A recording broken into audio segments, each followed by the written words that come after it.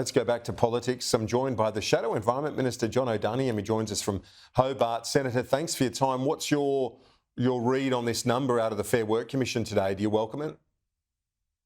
Well, obviously we respect the independence of the Fair Work Commission, and no doubt there'll be many Australian households that are grateful for a little bit extra.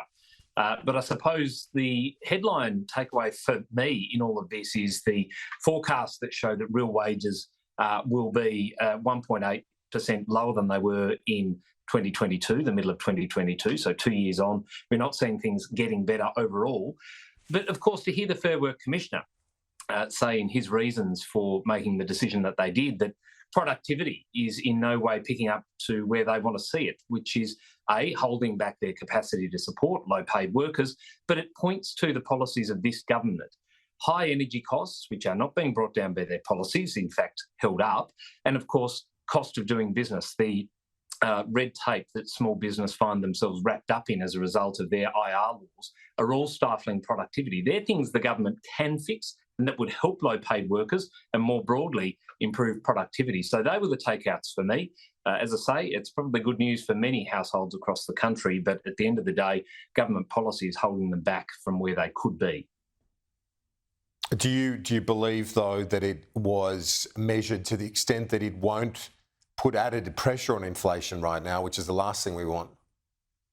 Well, the Fair Work Commissioner did point to the reasons why they didn't go any further. And of course, as I've already said, productivity was a key factor in that, and the fact that it hasn't picked up in the last 4 years and only just returned to growth.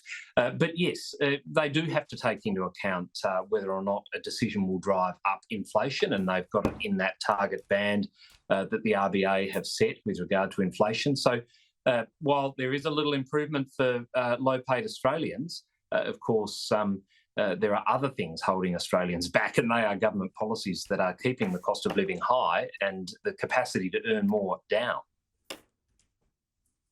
Some talk about Josh Frydenberg potentially reconsidering his move after the draft redistribution was released. What's your view on that? Do you think he should?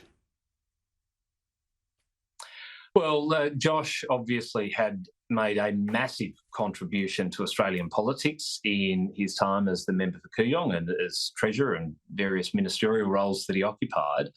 I note that he hasn't committed to putting his hand up, and it is very much a matter for the rank and file members of the Victorian Liberal Party to make a decision about who their candidates are. I note they have a terrific candidate in Amelia Hamer already endorsed in the seat of Kooyong. And it is important to note also that the boundaries that have been put out, that's just a set of draft boundaries, a suggestion from the AEC, so there'll be a process to go through. But as for pre-selections in Victoria, as a Tasmanian senator, I won't be commentating on that, but note that we do have a fantastic candidate there.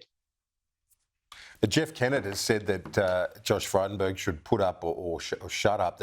The challenge, if he were to do it, looks to me to be the transactional cost. As you rightly point out, Amelia Hamer in her early 30s, a young woman, don't want to be seen to be stopping a career just as it's starting as a middle-aged man, surely, that if you put yourself in some of the reaction to this, I think Monique Ryan would have a field day with it. Oh, look, how Monique Ryan intends to campaign, not having achieved a great deal for her electorate, is probably a matter for her. At the end of the day, this is all speculation. Josh has not confirmed that he intends to run. We don't know where his head's at. I haven't yet met Amelia Hamer. I'm looking forward to getting out and door knocking with her. And I'm sure the Victorian Liberal Party members, whatever happens, will make the right decision about how best to win the seat of Kooyong back, because I'll tell you what, Australia needs it, and we need to return to government to fix some of the problems we're seeing across the country.